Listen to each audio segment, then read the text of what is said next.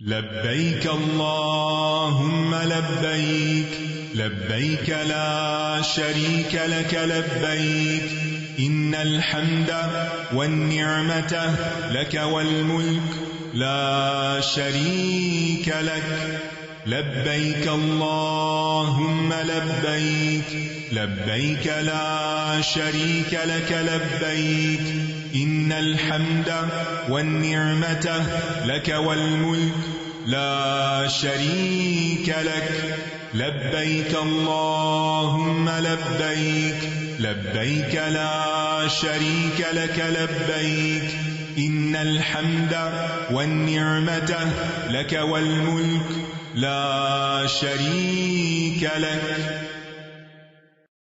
السلام علیکم ورحمۃ اللہ وبرکاتہ، نحمده ونصلی علی رسولہ الکریم، اما بعد فاعوذ باللہ من الشیطان الرجیم، بسم اللہ الرحمن الرحیم، رب اشرح لی صدری ویسر لی امری واحلل عقدۃ من لسانی یفقہوا قولی۔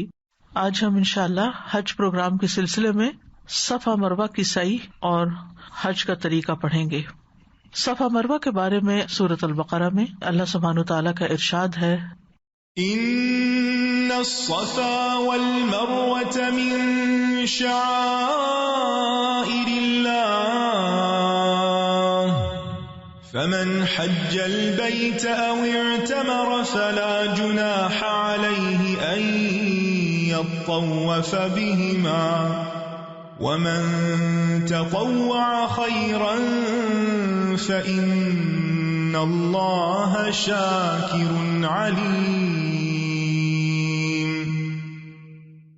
بے شک صفا اور مروہ اللہ کی نشانیوں میں سے ہیں، تو جو کوئی اس گھر کا حج کرے یا عمرہ کرے تو اس پر کوئی گناہ نہیں کہ دونوں کا خوب طواف کرے، اور جو کوئی خوشی سے کوئی نیکی کرے تو بے شک اللہ قدردان ہے، سب کچھ جاننے والا ہے۔ صفا اور مروہ مکہ میں دو پہاڑیاں ہیں۔ صفا جبل ابو قبیس کا حصہ ہے، یعنی ایک بڑا پہاڑ ہے ابو قبیس، اس کا ایک حصہ ہے۔ تو جبل ابی قبیس کے اطراف کا علاقہ جو ہے وہ صفا کہلاتا ہے، اور مروہ بھی ایک بڑے پہاڑ کا حصہ ہے جسے جبل قعیقعان کہا جاتا ہے، قاف عین یا قاف عین الف قعیقعان۔ تو یہ دونوں پہاڑ جبل ابی قبیس اور جبل قعیقعان دونوں مکہ کے پہاڑ ہیں۔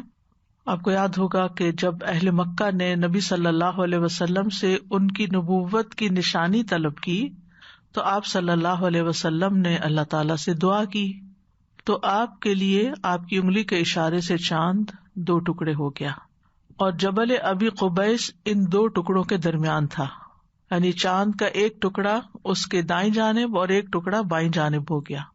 تو یہاں پر یہ بتایا جا رہا ہے کہ صفا و مروہ جو ہیں یہ اللہ تعالیٰ کے شعائر میں سے ہیں، یعنی ظاہر آنے والی علامات ہیں، عبادت کی مقامات ہیں، اللہ کے دین اور اس کی شریعت کا حصہ ہیں۔ یعنی صفا مروہ جو ہیں یہ ویسے تو پہاڑیاں ہیں، لیکن ان کے درمیان جو سعی کی جاتی ہے وہ ایک عبادت ہے۔ یعنی پہاڑ اٹ سیلف شاعر نہیں ہے، پہاڑ تو علامات ہیں، ان کے درمیان جو عبادت ہے سعی کرنا وہ شاعر ہے۔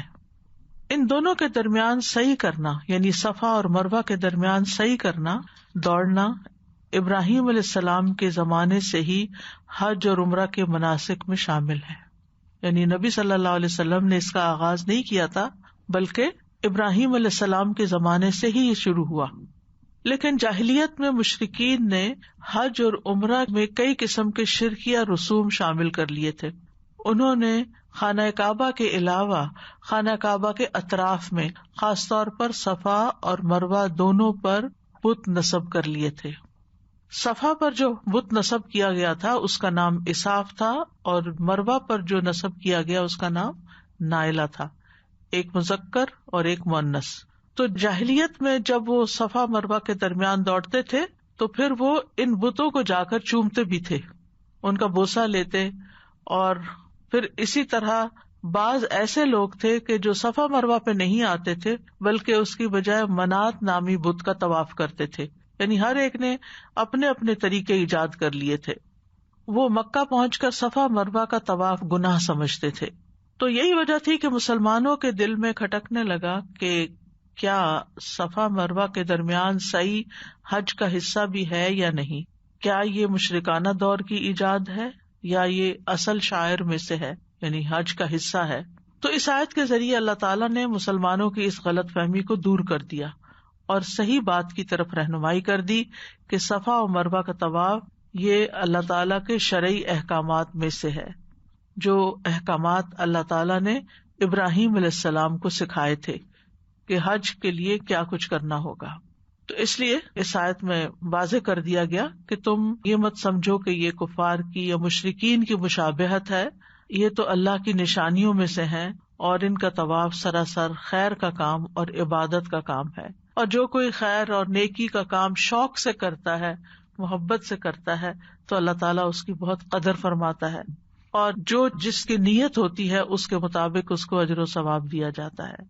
تو ان الصفا والمروۃ من شعائر اللہ، کہ بے شک صفا اور مروہ شعائر اللہ میں سے ہے. صفا جو ہے یعنی صاف ہونا بھی اسی سے، نرم چکنے ملائم پتھر کو کہتے ہیں، اور مروہ مرون کا سنگولر ہے، یعنی جیسے بعید سے بعیدہ، بعیدہ ایک انڈے کو کہتے ہیں، اسی طرح مروہ مرو سے ہے. تو بہرحال اور شاعر لفظ جو ہے یہ شعیرہ کی جمع ہے جس کا مطلب ہوتا ہے علامت. مراد ہے یہاں عبادت کے طریقے. ہم نے پیچھے جو حج کے پروگرام سنے ہیں ان میں ہم سورۃ الحج کی آیت پڑھ چکے ہیں کہ وَمَن يُعَظِّمْ شَعَائِرَ اللَّهِ فَإِنَّهَا مِن تَقْوَى الْقُلُوبِ، کہ جو شاعر اللہ یا اللہ کے نشانیوں کی تعظیم کرتا ہے تو وہ دلوں کے تقوی کی علامت ہے.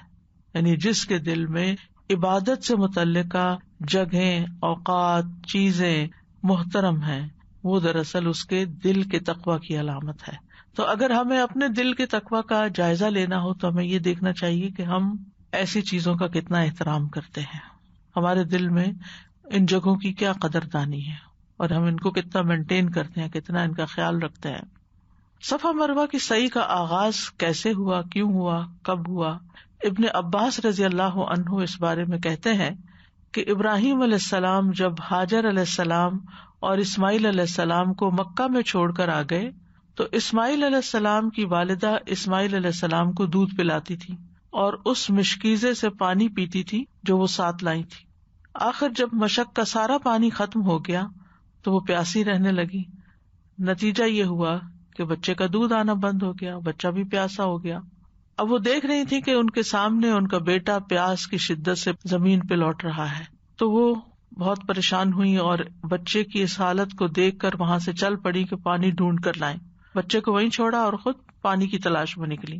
صفا پہاڑی نزدیک تھی کہ اس پہ چڑھ کے میں دیکھوں کہ آس پاس کہیں کوئی پانی ہو، اور وہ وادی کی طرف رخ کر کے دیکھنے لگی کہ کہیں کوئی انسان ہی نظر آئے، لیکن کوئی انسان نظر نہیں آیا. تو وہ صفا سے نیچے اتر گئی. جب وادی میں پہنچی، وادی سے مراد دو پہاڑوں کے درمیان کی جگہ، تو صفا اور مروہ کے بیچ کا علاقہ وادی کہلاتا ہے. تو وہ وادی میں پہنچی تو اپنا دامن اٹھا لیا اور دوڑنا شروع کر دیا. کپڑا اس لیے اٹھا کے کہیں الجھ کے گر نہ پڑے، اور کسی پریشان حال انسان کی طرح دوڑنے لگی. اور دوڑتے دوڑتے وہ مروہ پہاڑی کی طرف نکل آئی اور اس پر چڑھ کر آس پاس دیکھنے لگی کہ کہیں کوئی انسان نظر آئے. اس طرح انہوں نے 7 چکر لگائے، صفا سے مروہ، مروہ سے صفا، صفا سے مروہ، مروہ سے صفا، اور اس طرح 7 چکر پورے کیے. ابن عباس کہتے ہیں کہ نبی صلی اللہ علیہ وسلم نے فرمایا اسی لیے لوگ صفا مروہ کے درمیان سعی کرتے ہیں، یعنی یہ حضرت ہاجرہ کی سنت کو تازہ کرتے ہیں. اور کہتے ہیں کہ 7ویں مرتبہ جب وہ مروہ پہ چڑھی تو انہیں ایک آواز سنائی دی، تو انہوں نے کہا خاموش. یہ خود اپنے ہی سے وہ کہہ رہی تھی، اور پھر آواز کی طرف انہوں نے کان لگا دیے. آواز اب بھی سنائی دے رہی تھی. پھر انہوں نے کہا کہ تمہاری آواز میں نے سنی ہے، اگر تم میری کوئی مدد کر سکتے ہو تو کرو. اب وہ کیا دیکھتی ہیں کہ جہاں اب زمزم کا کنواں ہے وہاں ایک فرشتہ موجود ہے، اور فرشتے نے اپنی ایڑی یا پر سے زمین میں گڑھا کر دیا جس سے وہاں سے پانی نکل آیا، اور وہ کافی گہرا تھا. اس وقت بھی آپ دیکھیں کہ وہ سطح زمین سے کافی نیچے ہے.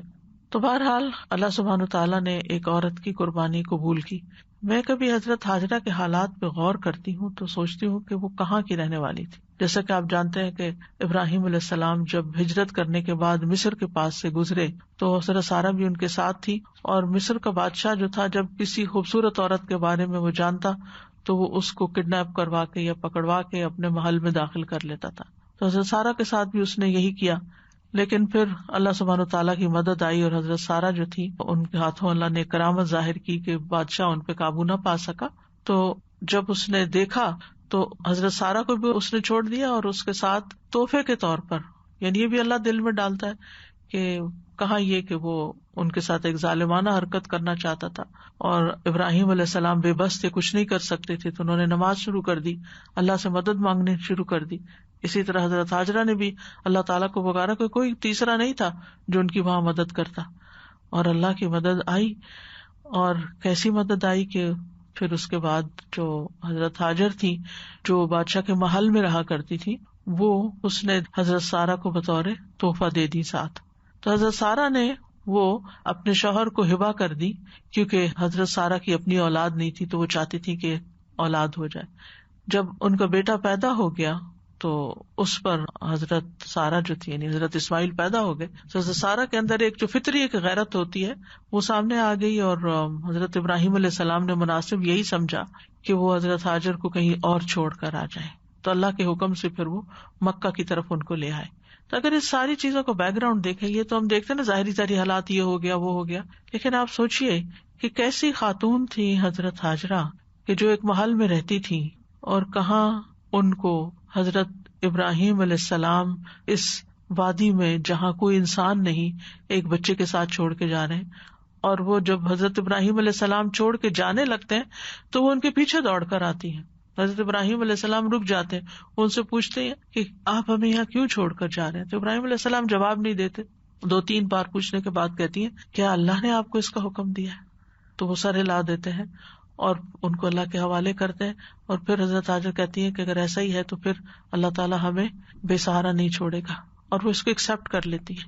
تو میں سوچتی ہوں کہ ایک عورت کا کیسا بیک گراؤنڈ ہے، اور وہ کس علاقے کی، مصر کا علاقہ نیل کے کنارے پر ایک سرسبز زرخیز علاقہ تھا، پھر وہ محل میں رہتی تھی، پھر وہ یعنی کہ بادشاہ کی خاص رعایا میں سے تھی، اور پھر کس طرح وہ کہاں پر آ گئی ایک بچے کے ساتھ، اور پھر اس پر انہوں نے صبر بھی کر لیا.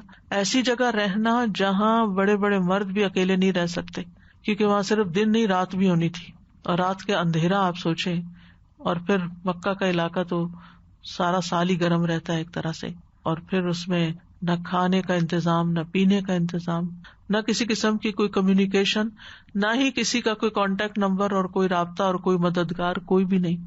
تو آپ دیکھیے کہ جب ایک انسان اللہ کے حکم پر، اور وہ حکم جس کی لاجک سمجھ نہ آ رہی ہو، اس کے حکم پر انسان لبیک کہتا جاتا ہے، ان حالات کو ایکسپٹ کر لیتا ہے اسے تقدیر کا حصہ سمجھ کر، تو اللہ سبحانہ تعالیٰ ایسے بندے کو تنہا نہیں چھوڑتا، اس کا بہترین اجر اس کو دیتا ہے.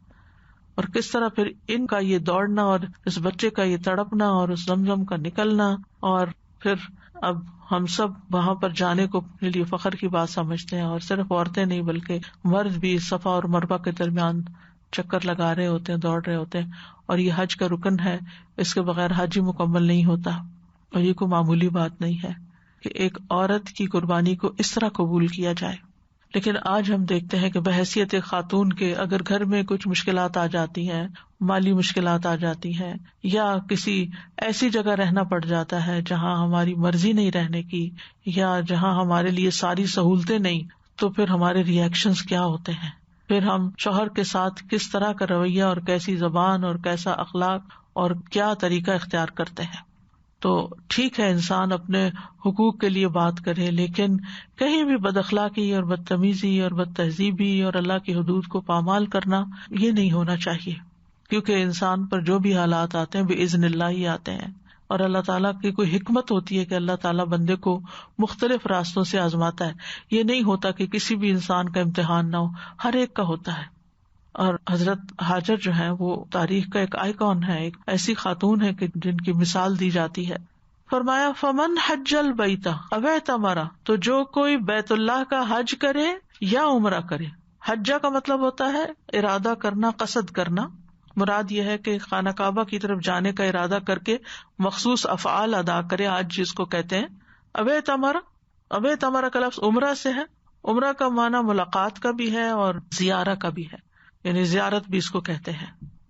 یعنی شریعت میں حج کے علاوہ بیت اللہ کی زیارت اور طواف اور سعی کو عمرہ کہا جاتا ہے. اور بیت اللہ کا قصد حج کیوں کہلایا؟ کیونکہ انسان جب جاتا ہے تو پہلا کام عمرے میں کیا کرتا ہے؟ طواف. حج کے مناسک ادا کرنے کے بعد پھر واپس طواف، اور آخری کام نکلنے سے پہلے پھر طواف. تو سب سے زیادہ جو عبادت حج اور عمرے میں کی جاتی ہے وہ بیت اللہ کا طواف ہی. اور ویسے بھی عام دنوں میں بھی باقی کوئی صفا مروہ کی سعی نہیں کی جاتی یا مناسک ادا نہیں کیے جاتے، لیکن حج کے اور عمرے کے علاوہ بھی طواف سب سے زیادہ کیا جاتا ہے. تو حاجی کو بھی حاجی اس لیے کہتے ہیں کہ وہ بار بار تکرار کے ساتھ ارادہ کرتا ہے بیت اللہ کی طرف آنے کا. فلا جناح علیہ ان یطوف بہما، تو اس پر کوئی گناہ نہیں، کوئی حرج کی بات نہیں کہ وہ ان دونوں یعنی صفا مروہ کا طواف کرے.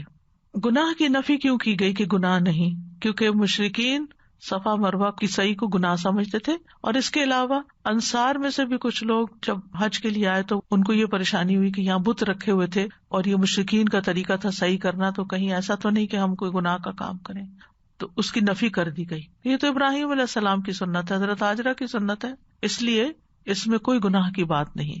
اور یطوف بہما، یطوف اصل میں تھا یتطوف، کہ ان دونوں کا خوب طواف کرے. بہما مراد ہے ان دونوں کے درمیان صحیح کرنا.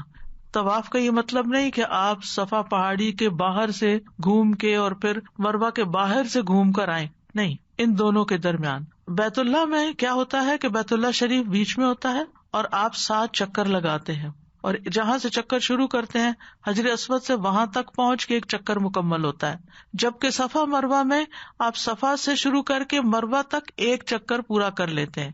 یہ چکر سے ہمارا گول دائرہ نہیں ہے، بلکہ ایک مقام سے دوسرے تک، پھر مروہ سے صفا تک ایک چکر ہو جاتا ہے، اور اس طرح 7واں چکر مروہ پہ پورا ہو جاتا ہے. اب تو یہ ہے کہ پہاڑیوں کے بہت چھوٹے چھوٹے حصے رہ گئے ہیں، باقی سا تعمیر میں بھی آ گیا، تو وہاں تک پہنچا جاتا ہے. اس پہ چڑھنا یا اس کو چھونا اس کی ضرورت نہیں. جیسے بیت اللہ کے طواف میں ہم دیکھتے ہیں کہ آپ حجر اسود کو چھوتے ہیں یا اس کو بوسہ دیتے ہیں، یا پھر جو رکن یمانی ہے اس کو آپ ہاتھ لگاتے ہیں. تو یہاں کسی چیز کو ہاتھ نہیں لگانا ہوتا، یہاں پر بس ان دو کے درمیان میں گھومنا اور کچھ اذکار کرنے ہوتے، دعائیں پڑھنی ہوتی ہیں جن کا آگے میں ذکر کروں گی. ایک اور اہم بات یہ یاد رکھنی چاہیے کہ حج اور عمرہ کرنے والے کے لیے صفا و مروہ کی سعی کرنا فرض ہے، یعنی اس کے ارکان میں سے ہے. عروہ بن زبیر سے روایت ہے، وہ کہتے ہیں کہ میں نے عائشہ رضی اللہ تعالی عنہا سے سوال کیا کہ آپ اللہ تعالیٰ کے اس فرمان کے بارے میں کیا کہتی ہیں، ان الصفا والمروہ من شعائر اللہ، آخر تک. بس اللہ کی قسم اگر وہ صفا و مروہ کی سعی نہ کریں تو کسی پر کچھ گناہ بھی نہیں، یعنی اگر کوئی نہ کرے تو ٹھیک ہے، یعنی کر لے تو بھی ٹھیک ہے، نہ کرے تو بھی ٹھیک ہے. حضرت عائشہ نے کہا، اے میرے بھانجے تو نے غلط بات کہی، اگر اس کا یہ مطلب ہوتا جس طرح تم نے تفسیر کی تو آیت یوں ہوتی، ان کے طواف نہ کرنے میں کوئی حرج نہیں. دراصل یہ آیت انصار کے بارے میں نازل ہوئی، وہ اسلام لانے سے پہلے منات کے لیے احرام باندھتے تھے جس کی وہ مقام مشلل کے قریب عبادت کرتے تھے. یعنی مشلل ایک جگہ کا نام ہے جہاں منات کا بت تھا، تو وہ وہاں جاتے تھے اور اس کا طواف کرتے تھے. اس لیے ان میں سے جو شخص احرام باندھتا ہے تو وہ صفا و مروہ کے درمیان سعی کرنا گناہ سمجھتا ہے. جب یہ لوگ مسلمان ہوئے تو انہوں نے رسول اللہ صلی اللہ علیہ وسلم سے اس کے بارے میں دریافت کیا اور کہا کہ اے اللہ کے رسول، بے شک ہم لوگ تو صفا و مروہ کے درمیان سعی کو گناہ سمجھتے تھے. اس پر اللہ تعالیٰ نے یہ آیت نازل کی کہ یہ گناہ کی بات نہیں ہے، یعنی یہ طواف کرنا چاہیے. حضرت عائشہ نے فرمایا کہ رسول اللہ صلی اللہ علیہ وسلم نے تو صفا و مروہ کی سعی کو جاری فرمایا ہے، اس لیے اب کوئی ان دونوں کی سعی کو ترک نہیں کر سکتا. اسی بنا پر علماء کہتے ہیں کہ صفا و مروہ کی سعی جو ہے یہ ارکان حج میں سے ہے یا ارکان عمرہ میں سے ہے. اسی طرح یہ روایت بھی ملتی ہے کہ ابتدا میں صحابہ صفا مروہ کی سعی کو ناپسند کرتے تھے. عاصم کہتے ہیں، میں نے انس بن مالک سے پوچھا، کیا آپ لوگ صفا مروہ کے درمیان سعی کو ناپسند کرتے تھے؟ انہوں نے فرمایا، ہاں، کیونکہ یہ دور جاہلیت کا شعار تھا، یہاں تک کہ اللہ نے یہ آیت نازل فرما دی، ان الصفا والمروہ من شعائر اللہ فمن حج البیت او اعتمر فلا جناح علیہ ان یطوف بہما. اس کے بعد فرمایا ومن تطوع خیرا، اور جو کوئی خوشی سے کوئی نیکی کا کام کرے، اپنے دل کی خوشی سے نیکی کرے. اور خیرن تنوین ہے اس پر، یعنی بڑے بڑے کام کرے تعظیم کے لیے، یعنی جو جتنے زیادہ اطاعت کے کام کرے، جو جتنی زیادہ بڑی نیکی کرے تو اس کو اتنا ہی زیادہ فائدہ ہوگا. آپ 2 نفل پڑھیں تو 2 نفل کا ثواب ہوگا، 4 پڑھیں تو 4 کا ثواب ہوگا. جیسے صبح اشراق کے وقت یا چاشت کے وقت آپ نفل پڑھتے ہیں تو بعض کا 2 پڑھ کے اٹھ جاتے ہیں اور بعض کا کہتے ہیں نہیں 4 پڑھ لیں. تو جو جتنی نیکی کرے گا اتنا ہی ثواب کمائے گا. فَهُوَ خَيْرٌ لَهُ، وہ اسی کے حق میں بہتر ہے. حج ہو، عمرہ ہو، طواف ہو، نماز ہو، روزہ ہو، صدقہ خیرات ہو، اسی طرح نیکی کے دوسرے جتنے بھی کام ہیں، کوئی بھی نیکی کا کام جب انسان کرتا ہے اور جس نیت سے کرتا ہے اور جس کوالٹی کا کرتا ہے اور جس کوانٹٹی کا کرتا ہے، یہ سب کچھ کاؤنٹ ہوتا ہے، اس کو ہی فائدہ پہنچتا ہے. اور یاد رکھیے تطوع میں واجب اور مستحب دونوں طرح کے کام شامل ہیں. یعنی جو چیزیں ہم پر واجب ہیں، لازم ہیں یا فرض کہہ لیں، ان کو بھی خوشی سے کرنا چاہیے اور صرف اس کو کر کے کافی نہیں سمجھنا چاہیے. جیسے بعض لوگ فرض نماز پڑھتے اٹھ کے مصلی چھوڑ دیتے ہیں، باقی کچھ نہیں پڑھتے، نہ سنت نہ نفل. تو جو چیزیں سنت ہیں یا مستحب ہیں، آپ کے اوپر فرض نہیں ہے، تو ان کو بھی اگر آپ خوشی سے کرتے ہیں تو آپ ہی کے حق میں بہتر ہے. واجب اور مستحب دونوں شامل ہیں. یعنی تطوع کو صرف نفل عبادات کے ساتھ مخصوص کرنا یہ فقہی اصطلاح ہے، لیکن قرآن میں یہاں تطوع کا لفظ صرف نفلی عبادت کے لیے نہیں آیا بلکہ ہر طرح کی عبادت کے لیے عام ہے. یہ کیونکہ فرائض اور نوافل کی ادائیگی اللہ کا قرب اور اس کی محبت پانے کا ذریعہ ہے. صحیح بخاری کی ایک حدیث ہے، ابو ہریرہ روایت کرتے ہیں رسول اللہ صلی اللہ علیہ وسلم نے فرمایا، یقیناً اللہ تعالیٰ فرماتا ہے فرائض کی ادائیگی سے زیادہ بندہ کسی چیز سے میرا قرب حاصل نہیں کرتا. یعنی سب سے زیادہ بندہ جو اللہ کے قریب ہوتا ہے وہ اپنا فرض پورا کر کے، اور بندہ مسلسل نوافل کے ذریعے میرا قرب حاصل کرتا رہتا ہے، یعنی مزید قرب چاہتا ہے، یہاں تک کہ میں اس سے محبت کرنے لگ جاتا ہوں. تو نوافل اللہ کی محبت حاصل کرنے کا ذریعہ ہے. اگر ہم چاہتے ہیں کہ اللہ ہم سے محبت کرے تو پھر نوافل کی طرف توجہ کرنی چاہیے. پھر جب میں اس سے محبت کرنے لگتا ہوں تو اس کا کان بن جاتا ہوں جس سے وہ سنتا ہے، یعنی سن کر وہ فلٹر کر سکتا ہے، سن کر وہ عمل کی قوت اپنے اندر پاتا ہے. اس کی آنکھ بن جاتا ہوں جس سے وہ دیکھتا ہے، یعنی اس کو خیر کے کام نظر آنے لگتے ہیں، یعنی اللہ کی خاص تائید حاصل ہو جاتی ہے. اس کا ہاتھ بن جاتا ہوں جس سے وہ پکڑتی ہے، فزیکل سینس میں نہیں، مراد تائید ہے. اس کا پاؤں بن جاتا ہوں جس سے وہ چلتا ہے، یعنی پھر وہ خیر کے کاموں کی طرف نکل پڑتا ہے. اور اگر وہ مجھ سے کچھ مانگتا ہے تو میں اسے ضرور دیتا ہوں، اور اگر وہ مجھ سے پناہ مانگتا ہے تو میں اسے پناہ دے دیتا ہوں. تو یہ پھر انسان فرائض کے علاوہ جب نوافل ادا کرتا ہے تو اللہ تعالی کا قرب پاتا ہے، اللہ کی محبت پاتا ہے. تو اس لیے ومن تطوع خیرا فہو خیر اللہ. تو یاد رکھیے جن چیزوں سے اللہ کا قرب حاصل ہوتا ہے، اگر انہی کاموں کو انسان چھوڑ دیتا ہے تو اتنی ہی زیادہ اللہ کی ناراضگی بھی حاصل ہوتی ہے. ٹھیک ہے نا؟ مثلاً طواف کرنا بہت اجر و ثواب کا کام ہے، حج کرنا، عمرہ کرنا، یہ سب، اور شاعر اللہ کی تعظیم انسان کے حق میں بہتر. لیکن اسی کے برعکس وَمَن يُرِدْ بِإِلْحَادٍ بِظُلْمٍ، جو وہاں جا کے الحاد کا ارادہ کرتا ہے، ظلم کا ارادہ کرتا ہے، نُذِقْهُ مِنْ عَذَابٍ أَلِيمٍ، تو اتنا ہی دردناک عذاب بھی ملتا ہے انسان کو. یعنی جو چیز آپ کو اللہ کے قریب کرتی ہے اگر آپ اس کو چھوڑ دیتے ہیں تو وہ آپ کو اللہ سبحانہ وتعالیٰ کی ناراضگی کی طرف لے جاتی ہے. اس لیے اس کا بھی ضرور خیال رکھنا چاہیے. تو فمن تطوع خیرا فإن اللہ شاکر علیم، اللہ یقینی طور پر بڑا ہی قدردان، خوب علم رکھنے والا ہے. یعنی اللہ سبحانہ وتعالیٰ انسان کے عمل کی قدر بھی کرتا ہے اور انسان کے ارادے اور کام کی کوالٹی کو بھی جانتا ہے. علیم، وہ تھوڑے عمل کی بھی زیادہ قدردانی کرتا ہے اور تھوڑے عمل پر زیادہ ثواب دیتا ہے. آپ قرآن مجید کا ایک حرف پڑھتے ہیں تو وہ بادشاہ کائنات آپ کو 10 نیکیاں دے دیتا ہے. اور اگر آپ مخصوص جگہوں پہ اور مخصوص راتوں میں اور جیسے نماز کے اندر مخصوص اوقات میں پڑھتے ہیں تو اور بھی اجر بڑھ جاتا ہے, ملٹی پلائی ہو جاتا ہے. یعنی قدردان وہ ہوتا ہے جو کسی کی چھوٹی سی ایفرٹ کو بھی اپریشیٹ کرے. ہم تو اللہ تعالیٰ کا حق ادا کر ہی نہیں سکتے جتنی نعمتیں اس نے ہمیں دے رکھی ہیں, اور سب سے بڑی نعمت اسلام کی دے رکھی ہے, تو شکر ہی ادا نہیں کر سکتے. کبھی انسان کسی کو کسی شرک کے کام میں دیکھتا ہے, کوئی قبر پہ سجدہ کر رہا ہے یا کوئی بتوں کے آگے سجدہ ریز ہے یا ان کے آگے اپنا مال رکھ رہا ہے, تو اس وقت تو اور بھی زیادہ قدر آتی ہے کہ اگر ہم ایسے کسی ماحول میں پیدا ہو جاتے اور ہمیں یہی سکھایا جاتا تو ہم کہاں سے مسلمان ہوتے. اللہ ہمیں اگر ہدایت نہ دیتا تو ہمیں کہاں سے پتا چلتا یہ قرآن کیا ہے اور یہ دین کیا ہے اور یہ نماز کیا ہے اور یہ سب.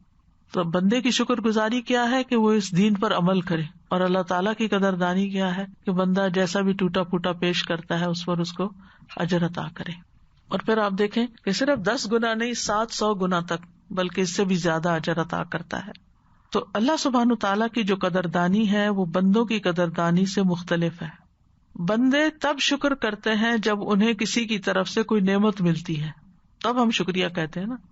یعنی جو کوئی ہم پر احسان کرتا ہے تو اس کے بدلے میں ہم اس کا شکر ادا کرتے ہیں. ہمارے ساتھ کوئی احسان کرے پھر ہم شکر ادا کرتے ہیں, یہ قابل غور لفظ ہے. لیکن اللہ سبحانہ تعالیٰ بندے کی قدردانی کرتا ہے جب بندہ اپنے اوپر احسان کرتا ہے عبادت کر کے, کیونکہ ہماری عبادت کا کچھ بھی فائدہ اللہ تعالیٰ کو نہیں ہوتا, ذرا برابر بھی. یعنی اگر ہم ساری رات بھی سجدے میں پڑے رہے تو اللہ تعالیٰ کو تو کچھ بھی نہیں ملتا, وہ تو ہم پڑے رہے ہیں, ہمیں فائدہ ہو رہا ہے, ہم ہی کو ثواب مل رہا ہے, تو پھر وہ ہم ہی کو اجر بھی دے دیتا ہے. اللہ تعالیٰ کو ہماری کوئی ضرورت نہیں ہے. تو یہ ہے اصل شاکر کہ نیکی کا اجر کئی گنا بڑھا دیا جاتا ہے, گناہوں کو معاف کر دیا جاتا ہے. ان الحسنات یذہبن السیئات. یا پھر یہ کہ اللہ سبحانہ تعالیٰ لوگوں کے دلوں میں آپ کی محبت پیدا کر دیتا ہے. ان الذین آمنوا وعملوا الصالحات سیجعل لهم الرحمن ودا.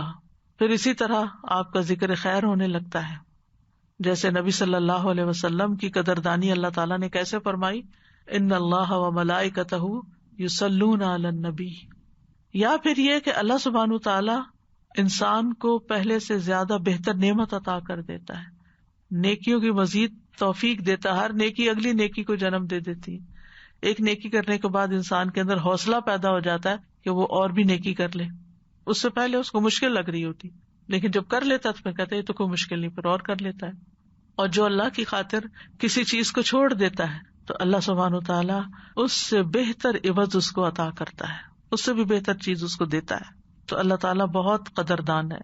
رسول اللہ صلی اللہ علیہ وسلم نے فرمایا, جو مسلمان بھی پاک کمائی سے کوئی بھی چیز صدقہ کرتا ہے اور آسمان کی طرف پاک ہی چڑھتا ہے, وہ صدقہ گویا کہ رحمان عز و جل کی ہتھیلی پر رکھا جاتا ہے.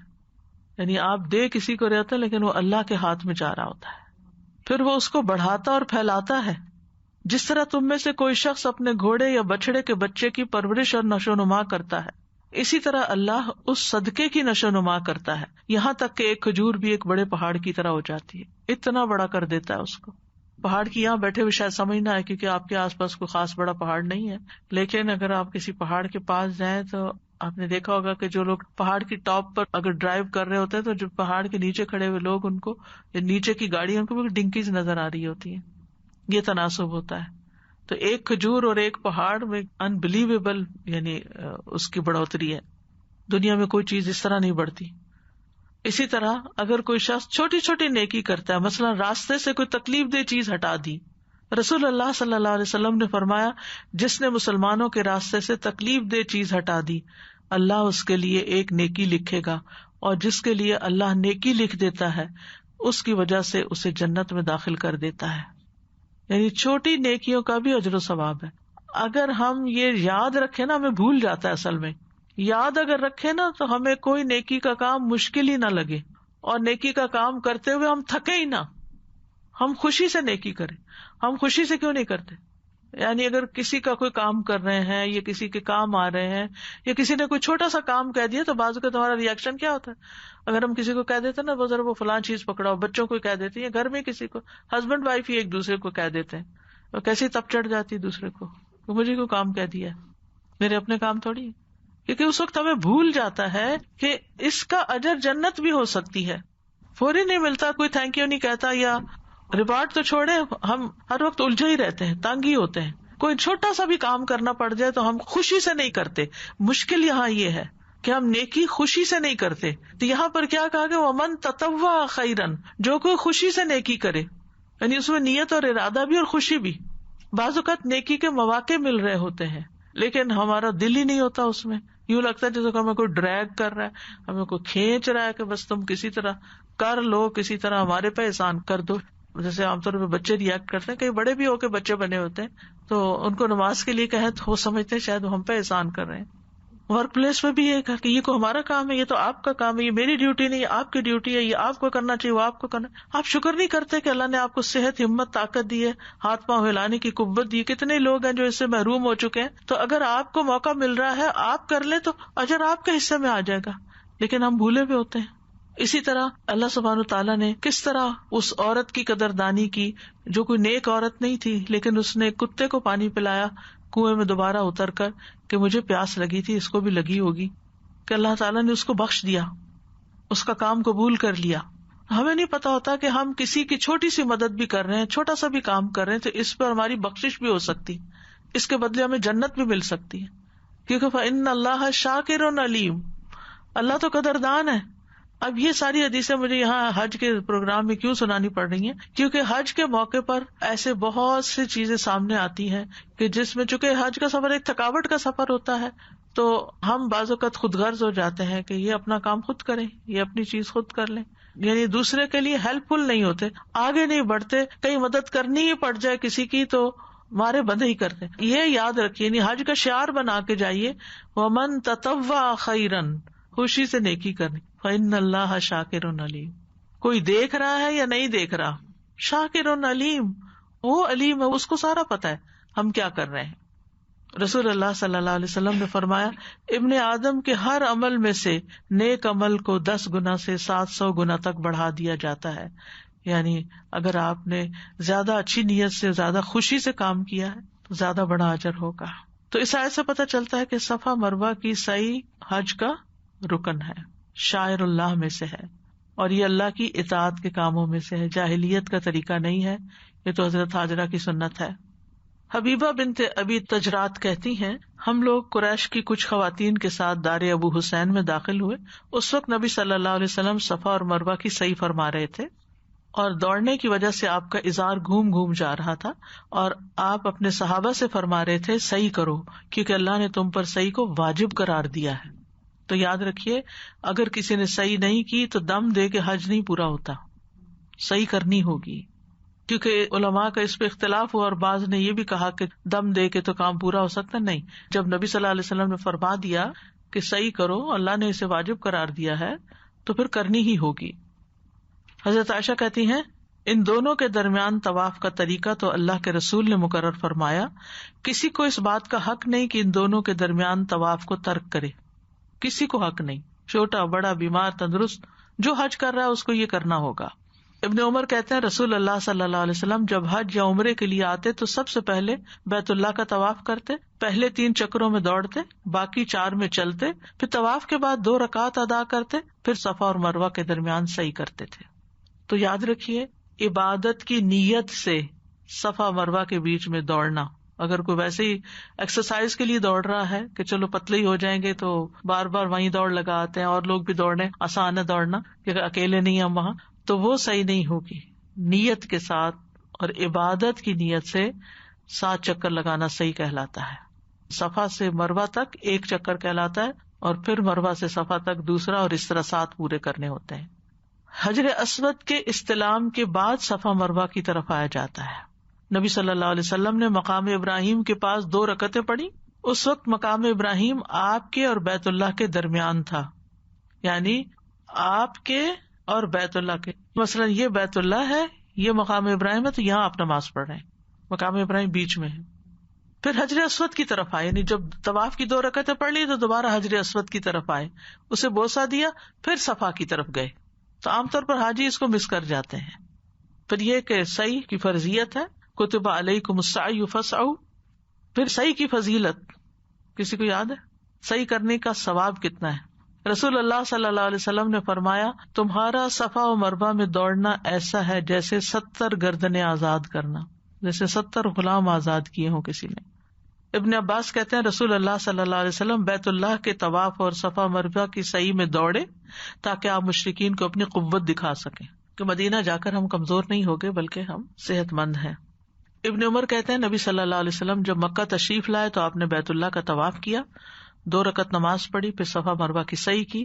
اس کے بعد عبداللہ رضی اللہ عنہ نے یہ آیت تلاوت کی، لقد کان لکم فی رسول اللہ اسوۃ حسنہ، کہ یہ کام اللہ کے رسول نے کیا تھا، تم بھی کرو.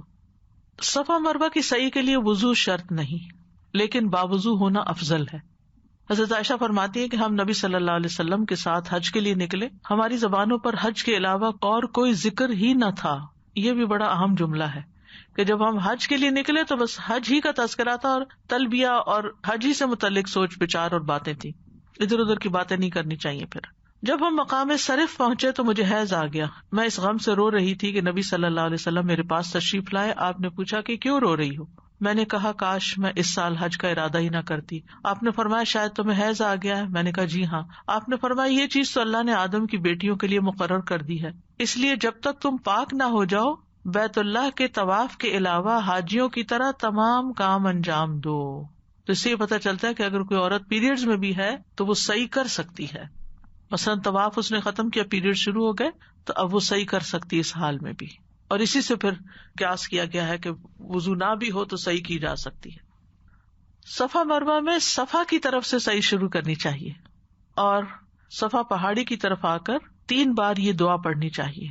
پہلے آیت پڑھنی چاہیے ان الصفا والمروہ من شعائر اللہ. پھر اس کے بعد نبی صلی اللہ علیہ وسلم جب صفا کی طرف آئے تو آپ نے فرمایا ابدأ بما بدأ اللہ بہ، میں ابتدا کرتا ہوں جس سے اللہ نے ابتدا کی. اور یہ پڑھتے ہوئے صفا پہاڑی پر اتنا چڑھے کہ بیت اللہ نظر آنے لگا، یعنی ذرا اونچائی کی طرف گئے. پھر قبلہ رخ ہو کر لا الہ الا اللہ اللہ اکبر کہا. پھر فرمایا لا الہ الا اللہ وحدہ لا شریک لہ لہ الملک ولہ الحمد وہو علی کل شیء قدیر لا الہ الا اللہ وحدہ انجز وعدہ ونصر عبدہ وہزم الاحزاب وحدہ. اللہ کے سوا کوئی الہ نہیں، وہ اکیلا ہے، اس کا کوئی شریک نہیں، بادشاہی اور تعریف اسی کے لیے ہے اور وہ ہر چیز پر قادر ہے. اللہ کے سوا کوئی الہ نہیں، وہ اکیلا ہے، اس نے اپنا وعدہ پورا کیا اور اپنے بندے کی مدد فرمائی اور تمام لشکروں کو تنہا شکست دی. آپ نے ان کلمات کے درمیان دعا فرمائی. آپ نے یہ کلمات 3 بار ارشاد فرمائے. یہ کلمات 3 دفعہ پڑھنے. تو یہ بتائیے کہ یہاں کون سے احزاب کی بات ہو رہی ہے جن کو اللہ اکیلے نے ہی شکست دی تھی؟ وہ احزاب جو غزوہ احزاب میں مدینہ کی طرف چڑھ دوڑے تھے، یہاں اس کی طرف اشارہ ہے. اور یہ سب سے سخت جنگ تھی اور اس میں مسلمان ہلا مارے گئے تھے، اور اس میں اللہ سبحانہ تعالیٰ نے ان کی مدد کی تھی، اور یہ تاریخ کا ایک بہت بڑا واقعہ بن گیا. اسی کے نام سے سورت بھی ہے، اور مسلمانوں کو اچھی طرح ٹیسٹ کر لیا گیا تھا، جانچ لیا گیا تھا کہ وہ سخت مشکل حالات میں بھی اطاعت گزار ہوتے ہیں یا نہیں، اور منافقین چھٹ کر الگ ہو گئے تھے. تو اس وقت ان احزاب کو 1 مہینے تک یہ گروہ جو تھے مکہ سے اور عرب کے اطراف سے مسلمانوں پہ چڑھ دوڑے تھے، اور اندر سے بنو قریظہ نے بھی عہد شکنی کی تھی.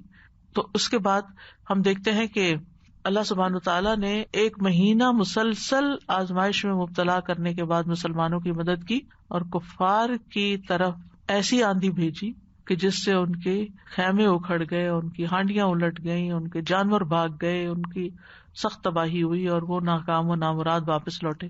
حیرت کی بات یہ کہ اس آندھی کا کوئی حصہ مدینہ کی طرف اور مسلمانوں والی سائڈ پہ نہیں تھا.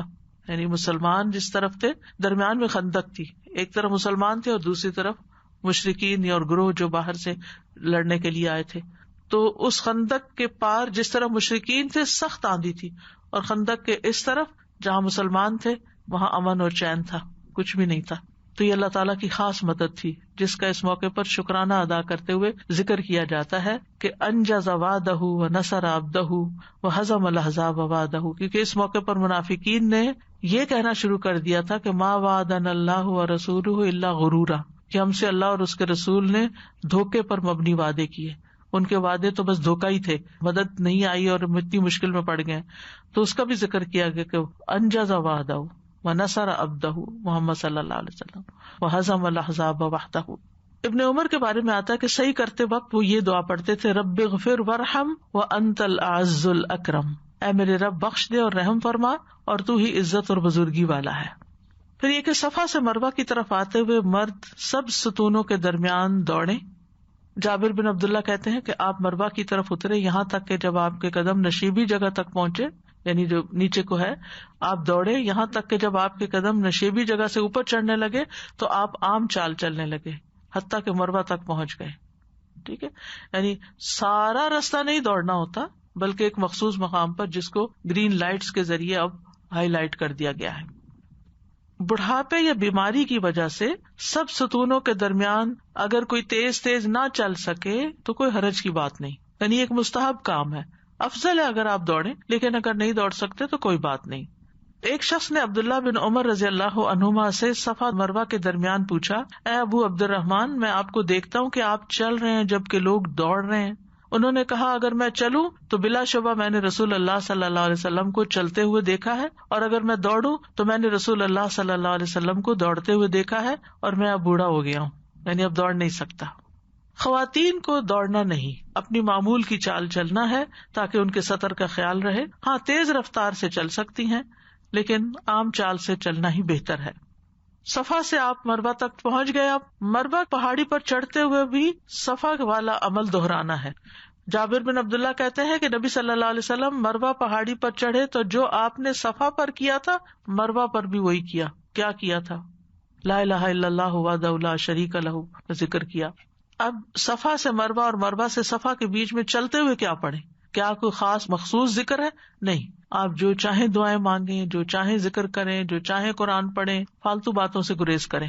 رسول اللہ صلی اللہ علیہ وسلم نے فرمایا، بیت اللہ کا طواف، صفا مروہ کی سعی، جمرات کو کنکریاں مارنا، یہ سب اللہ کا ذکر قائم کرنے کے لیے ہے. یعنی یہ جو مناسک پہ آپ جاتے ہیں تو اصل مقصد ہے اللہ کو یاد کرنا، تو اس لیے اسی پر فوکس کرنا چاہیے. یاد رہے کہ آخری چکر پر مروہ پر کھڑے ہو کر دعائیں کرنا مسنون نہیں، کیونکہ صحیح مکمل ہو گئی. کسی شرعی عذر کی بنا پر سواری پر سوار ہو کر بھی صحیح کر سکتے ہیں. اگرچہ طواف اور صفا مروہ کی صحیح پیدل چل کر کرنا افضل ہے سوار ہونے سے، لیکن اگر کوئی شخص نہ چل سکتا ہو تو وہ سوار ہو کر بھی کر سکتا ہے. اور اس میں کوئی بری بات نہیں ہے، کیونکہ نبی صلی اللہ علیہ وسلم کے صحابہ نے پیدل چل کر طواف کیا، اور نبی صلی اللہ علیہ وسلم نے حجۃ الوداع کے علاوہ پیدل چل کر طواف کیا، لیکن آپ نے ایک موقع پر اپنی سواری پر سوار ہو کر بیت اللہ کا طواف بھی کیا. ٹھیک ہے، یہ صحیح مسلم کی روایت ہے. جابر رضی اللہ عنہ ہی روایت کرتے ہیں. عذر میں بڑھاپا بھی ہو سکتا ہے، بیماری بھی ہو سکتی ہے، جسم کا بھاری پن بھی ہو سکتا ہے کہ جس میں انسان کے لیے چلنا مشکل ہو. ام سلمہ کہتی ہیں کہ میں نے رسول اللہ صلی اللہ علیہ وسلم کو حجۃ الوداع میں اپنی بیماری کا بتایا. میں نے کہا میں پیدل طواف نہیں کر سکتی، تو آپ نے فرمایا لوگوں کے پیچھے رہ کر سوار ہو کر طواف کر لو. اس سے یہ پتہ چلتا ہے کہ پھر اگر آپ سواری پر ہیں تو سواریاں الگ ہوں، بیچ بیچ میں نہ گھسیں کیونکہ لوگوں کو تکلیف ہوتی ہے، اور خصوصاً ویل چیئر والے بہت خیال کریں، کیونکہ احرام کی حالت میں اور حرم کے اندر تو کسی بلی کو، کسی جانور کو، کسی پودے کو، کسی چیز کو آپ تکلیف نہیں دے سکتے، تو کہاں یہ کہ انسانوں کو آپ ویل چیئر ماریں. اور صرف بے صبرے پن اور ناسمجھی اور بغیر دیکھے جو لوگ چلاتے ہیں وہ مارتے چلے جاتے ہیں، اور بعض لوگ زخمی ہو جاتے ہیں، بعض لوگوں کے اسپرین ہو جاتے ہیں. تو اس لیے بہت ہی احتیاط کرنی چاہیے. اور خصوصاً جو بیٹھا ہوا ہے ویل چیئر پر، وہ بیٹھنے سے پہلے چلانے والے کو انسٹرکشنز دے کہ خیال کرو. دوران صحیح نماز کا وقت آ جائے تو پہلے نماز ادا کی جائے گی، کیونکہ جماعت ہوتی ہے نا حرم میں. یعنی جماعت چھوڑ کر اپنی صحیح کرتے رہنا درست نہیں، الا یہ کہ آپ کی فلائٹ نکل رہی ہے اور آپ کے لیے کچھ مشکل ہو. طواف کے بعد اگر صحیح کرنے میں کچھ تاخیر ہو جائے تو کوئی حرج نہیں. مثلاً آپ نے صبح کے وقت طواف کیا، آپ بہت تھک گئے، اب آپ بیچ میں تھوڑا ریسٹ کر کے پھر صحیح شروع کرنا چاہتے ہیں، کوئی حرج نہیں، وہیں بیٹھ جائیں. اگر کھانا کھانا ہے آپ کو کھانا کھا لیں، یعنی کوئی بھی چیز ہو. عطا اور حسن بصری پہلے پہر طواف کر کے پچھلے پہر صفا مربع کی صحیح کرنے میں کوئی حرج محسوس نہیں کرتے تھے، یعنی لمبا گیپ بھی ہو سکتا ہے. دوران صحیح کی فضیلت کو ذہن میں رکھیں کہ کتنا اجر و ثواب کا کام ہے. ایک ایک قدم اللہ کے راستے میں اٹھ رہا ہے. دنیا کی گفتگو نہ کریں، اللہ کے ذکر کی کثرت کریں. بعض لوگ صفا مربع پر دعائیں کیے بغیر گزر جاتے ہیں، یعنی وہ مخصوص ذکر تو کرنا ہی ہے، اس کے علاوہ اس وقت دعا بھی مانگے، راستہ چلتے پہ بھی مانگے، صفا پہ بھی مانگے، مربع پہ بھی، لیکن آخری جب ختم کرے تو اس وقت کوئی مخصوص دعا نہیں ہے. اب سوال یہ پیدا ہوتا ہے کہ حاجی پر کتنی دفعہ صحیح کرنا واجب ہے؟ حج تمتع کرنے والا 2 دفعہ صحیح کرے گا، ایک جب وہ آئے گا اور عمرہ کرے گا تو عمرے کی صحیح ہوگی، دوسرے منا عرفات میں حج کے مناسک ادا کرنے کے بعد جب طواف افاضہ کرے گا تو اس وقت دوبارہ صحیح کرے گا. لیکن حج قران والا ایک ہی صحیح کرے گا کیونکہ اس نے حج اور عمرے کو اکٹھا کر لیا ہے، اور حج افراد کرنے والا بھی ایک ہی صحیح کرے گا جو قربانی کے دن طواف زیارت کے بعد کی جائے گی. ٹھیک، یعنی حج افراد کرنے والا جیسے مکہ داخل ہوا ہے یا مکہ کے اندر ہی ہے، چاہے تو طواف قدوم کر لے، پھر چلا جائے مناسک ادا کرنے، واپس آ کر طواف افاضہ کرے اور اس کے ساتھ ساتھ صحیح کر لے. حضرت عائشہ رضی اللہ عنہا سے روایت ہے کہ وہ صرف کے مقام پر حائضہ ہو گئی اور عرفہ کے دن حیض سے پاک ہوئی، تو رسول اللہ صلی اللہ علیہ وسلم نے ان سے فرمایا کہ صفا اور مروہ کا طواف تمہارے حج اور تمہارے عمرے کی طرف سے کفایت کر جائے گا، کیونکہ انہوں نے پھر تمتع کی نیت کس سے بدل لی؟ قران سے، کیونکہ اب کو تمتع کا تو وقت نکل گیا تھا نا، پہلا عمرہ ان کا عمرہ فسخ ہو گیا تھا، پیریڈ شروع ہو گئے تھے، تو انہوں نے پھر صرف حج کی صحیح کی تھی، ان کو دوبارہ عمرہ کرنے کی ضرورت نہیں تھی. لیکن ان کی خواہش تھی کہ باقی لوگ حج اور عمرہ 2 چیزیں کر کے لوٹ رہے ہیں اور میں نے ایک ہی چیز کی ہے، تو اس خواہش کی وجہ سے نبی صلی اللہ علیہ وسلم نے ان کو دوبارہ عمرہ کروا دیا تھا. لیکن اگر وہ نہ کرتی تو بھی ان کا حج مکمل ہو چکا تھا. کہنے لگی یا رسول اللہ یرجع الناس بعمرۃ وحجۃ وارجع وانا بحجۃ، حج قران اور حج افراد کرنے والوں کی ایک ہی صحیح ہے. جابر کہتے ہیں کہ نبی صلی اللہ علیہ وسلم اور ان کے اصحاب نے صفا اور مروہ کے درمیان ایک ہی طواف کیا تھا جو ان کا پہلا طواف تھا. عام دنوں میں خانہ کعبہ کا طواف تو کیا جاتا ہے، لیکن حج اور عمرے کے علاوہ صحیح نہیں کی جاتی. صحیح کے اختتام پر حلق یا قصر، بال منڈوانا یا کتروانا، اب اس کا وقت آ جاتا ہے. تو حج تمتع کرنے والے صحیح کے بعد اپنے بال منڈوائیں گے یا کتروائیں گے. ابن عباس کہتے ہیں نبی صلی اللہ علیہ وسلم مکہ تشریف لائے تو آپ نے اپنے اصحاب کو یہ حکم دیا کہ بیت اللہ کا طواف اور صفا مروہ کی صحیح کرنے کے بعد احرام کھول دیں، پھر سر منڈوا لیں یا بال کتروا لیں. مردوں کے لیے بال کتروانے سے زیادہ بال منڈوانا زیادہ افضل ہے. ابو ہریرہ کہتے ہیں کہ نبی صلی اللہ علیہ وسلم نے دعا فرمائی، اے اللہ سر منڈوانے والوں کی مغفرت فرما. صحابہ نے عرض کیا اور کتروانے والوں کے لیے بھی؟ آپ نے پھر فرمایا اے اللہ سر منڈوانے والوں کی مغفرت فرما. پھر صحابہ نے عرض کیا اور کتروانے والوں کی. تیسری مرتبہ آپ نے فرمایا اور کتروانے والوں کی بھی مغفرت فرما. عورتوں کے لیے جائز نہیں کہ وہ سر کے بال منڈوائیں، لہٰذا وہ صرف بال کترائیں گی. جہاں تک بال کو تروانے کا تعلق ہے تو ضروری نہیں کہ سارے سر سے تھوڑے تھوڑے تھوڑے تھوڑے کر کے ٹرم کیے جائیں، کسی ایک جگہ سے بھی بال کاٹے جا سکتے ہیں. مربع کے پاس وہ ایک جگہ ہے، وہاں پر کھڑے ہو کے کر لیتے ہیں، وہ ایک طرف ہو کے کر سکتے ہیں، اور اگر آپ واپس آ کرنا چاہیں تو واپس آ کے اپنے ہوٹل میں کر لیں، وہ زیادہ ایزی ہے.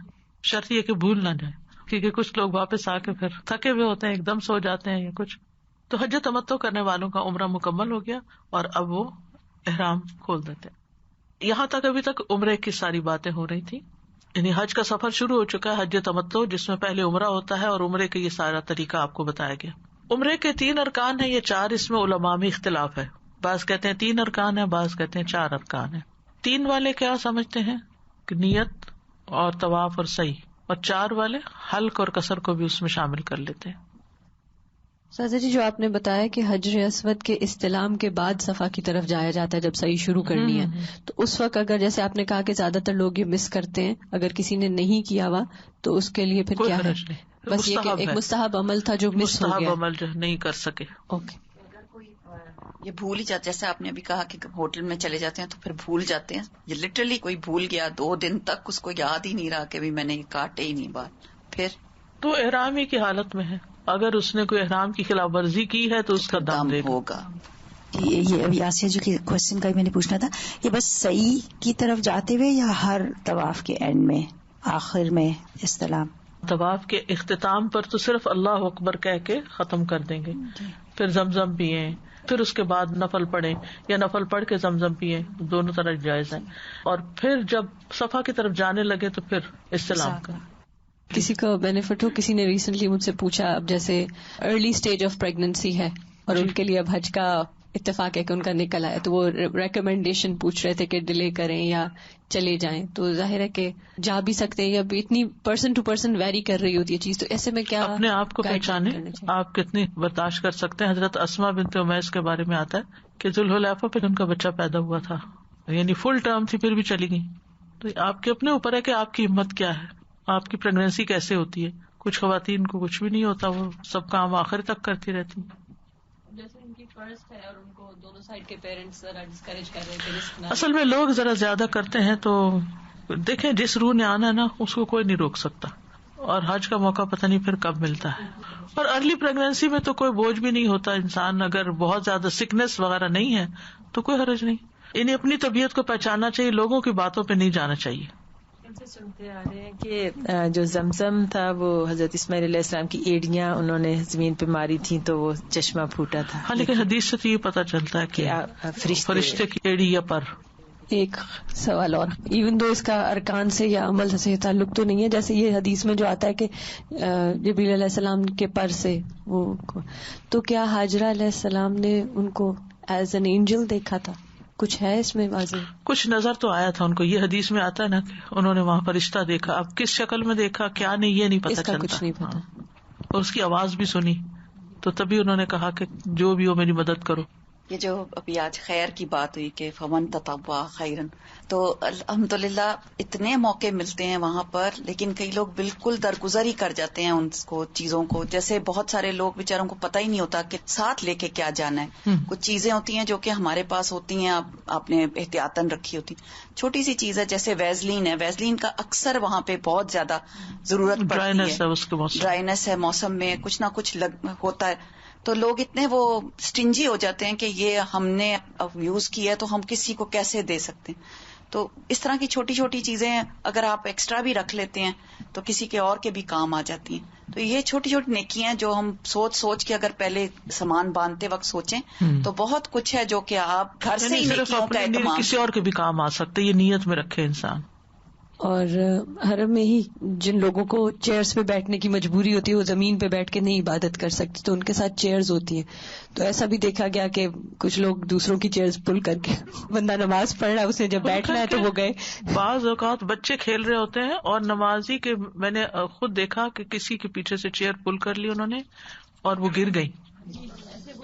جی، تو بچوں کو اگر آپ ساتھ لے جائیں تو پھر ان کو ڈسپلن بھی کریں تاکہ وہ دوسروں کے لیے اذیت کا باعث نہ بنے کہ آپ خود تو نماز پڑھ رہے ہیں اور پھر وہ شور مچا رہے ہیں. اور بعض اوقات یہ ہوتا ہے کہ ماں اپنی نماز میں مشغول ہے اور بچہ چھٹ کے صفوں کے بیچ میں گھومنے لگتا ہے، اور پھر وہ کالے کالے برقعے ایک جیسے ہوتے ہیں، وہ بچہ ماں کو پہچان نہیں سکتا، وہ خوب شور مچا دیتا ہے. اس طرح کی کئی چیزیں ہیں جس سے دوسروں کو بہت اذیت ہوتی ہے. تو بہت احتیاط کی ضرورت ہے کہ ہمارے کسی بھی ایکشن سے دوسرے کو تکلیف نہ پہنچے. آج کل جو ہے وہ کولرز بہت زیادہ دور ہیں زمزم کے، اور اگر آپ کہیں بیٹھے ہیں نماز پڑھنے تو برابر میں اگر بڑی ایج کے عورتیں ہیں یا لوگ ایسے بیٹھے ہیں جن کو زمزم چاہیے مگر وہ کہتی ہیں کہ اٹھ کے ہم وہاں تک نہیں جا سکیں گے.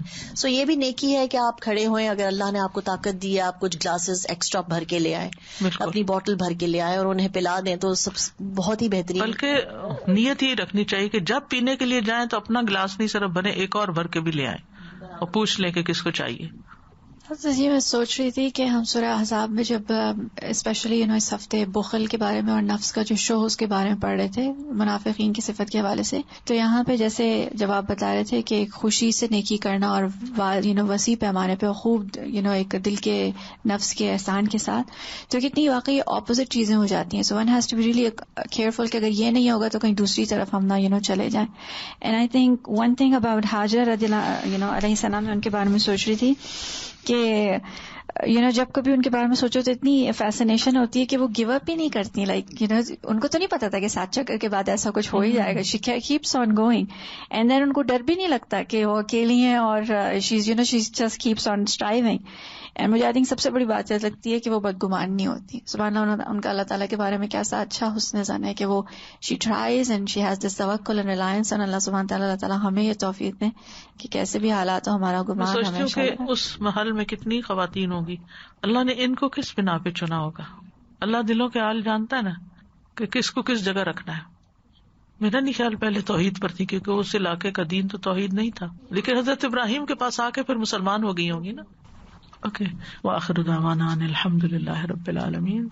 سبحانک اللہم وبحمدک, اشہد ان لا الہ الا انت, استغفرک واتوب الیک. السلام علیکم ورحمۃ اللہ وبرکاتہ.